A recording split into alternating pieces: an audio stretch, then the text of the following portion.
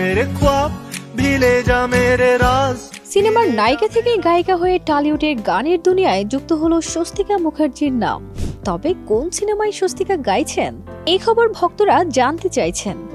অরিন্দম ভট্টাচার্যের আগামী সিনেমা দুর্গাপুর জংশনে তিনি হবেন গায়িকা, এমনটাই জানা গেছে।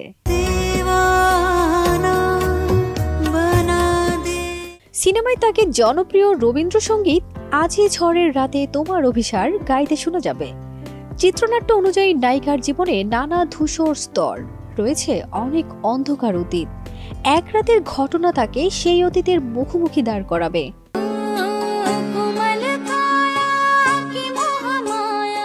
এই সিনেমায় নায়িকার জীবনে ফিরে দেখার একটি দৃশ্যে শোনা যাবে গানটি। সিনেমাতে কোনোদিন গান না গাইলেও স্বস্তিকার রবীন্দ্রসঙ্গীত ভালো গান। এর আগে বাবা সন্তু মুখোপাধ্যায়ের সঙ্গে একাধিক রবীন্দ্রসঙ্গীত গেয়েছিলেন তিনি, সেসবের অ্যালবামও রয়েছে। এই সিনেমাতে পরিচালক তাকে এমন সুযোগ দিতেই তিনি খুশি মনে রাজি হয়ে গিয়েছেন।